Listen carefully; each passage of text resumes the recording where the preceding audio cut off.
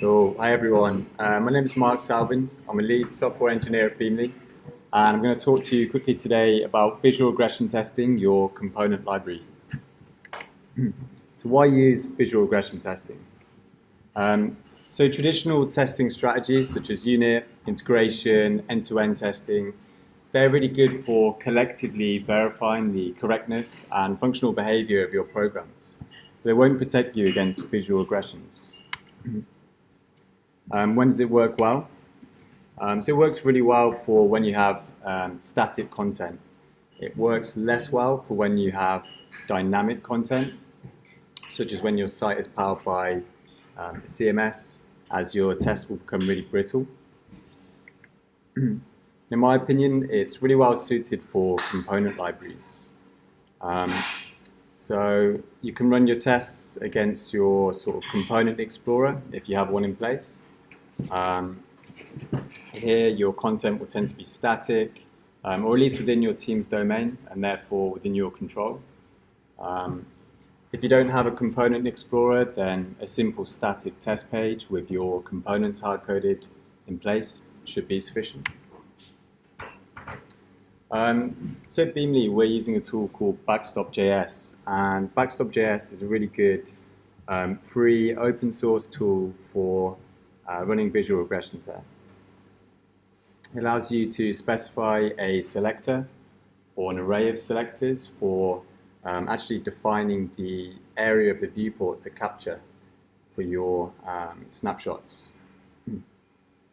It's really great because it provides nice side-by-side comparisons with this sort of graphical user interface. And errors are clearly shown and visible at the top with the number of failed tests, and obviously you can see the number of passed tests as well. And you have multiple different options, which you can see here. My personal favorite being this quite neat sort of scrubber tool where you can just go side by side and see the differences. Out the box, Backstop.js enables you to run your visual regression tests within a Docker container. And this kind of eliminates any of your cross-browser shenanigans. If you're planning to run your tests on more than one machine, then I couldn't recommend this approach enough. We've all heard the "it works on my machine" expression, and from day one, until we implemented Docker, that was very much the case. You can simulate user interactions with Puppeteer and Chromie.js. One thing I'll say here, we started off using Puppeteer, and we actually ran into some issues that, after researching in the community, seemed to be a shared problem. So we swapped to Chromie.js, and that resolved all of the issues. Another thing I would suggest is that you try and sort of limit the scope of your user interactions within Backstop.js. The goal of a tool like Backstop.js shouldn't be to replace your functional test framework like Selenium or Cypress, but instead to complement it with your visual regression tests. A good use case for a kind of basic user interaction that you might want to use is like the one you can see here. So if you've got a transparent header, when I scroll, it should change to be an opaque header. One really great thing with Backstop is a simple declarative JSON configuration, and the scenarios as well are just simple JSON objects. And another really great thing is that you have the ability to actually define multiple viewports to run your snapshots against.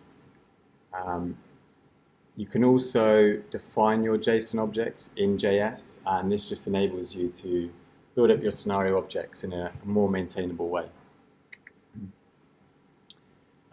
Just a quick overview of the workflow that we actually have at Beamly, because this is kind of one of the key parts of making visual regression tests work for you. So we kind of started off with some big whiteboarding sessions, which I'm sure we've all had.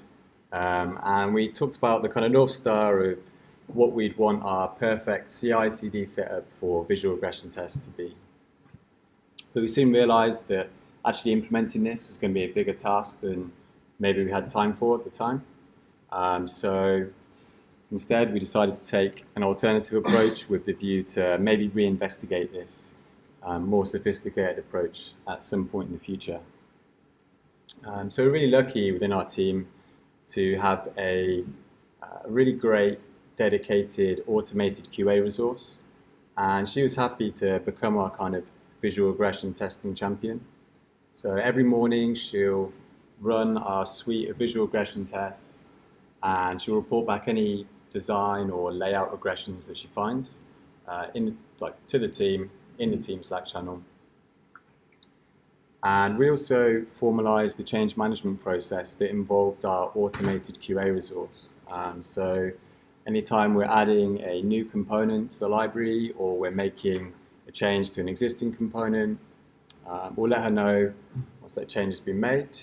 She'll then pair with one of the designers in the team, and they'll rerun the test suite and basically check that all of the failures that have been introduced are actually the expected changes rather than unintended side effects of the change that we've made.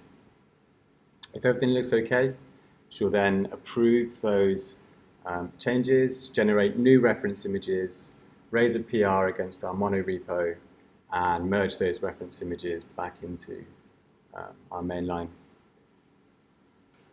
And we've actually found that in this way, we've been able to catch a lot of small regressions that we really wouldn't otherwise have caught. So for us, it's been really useful.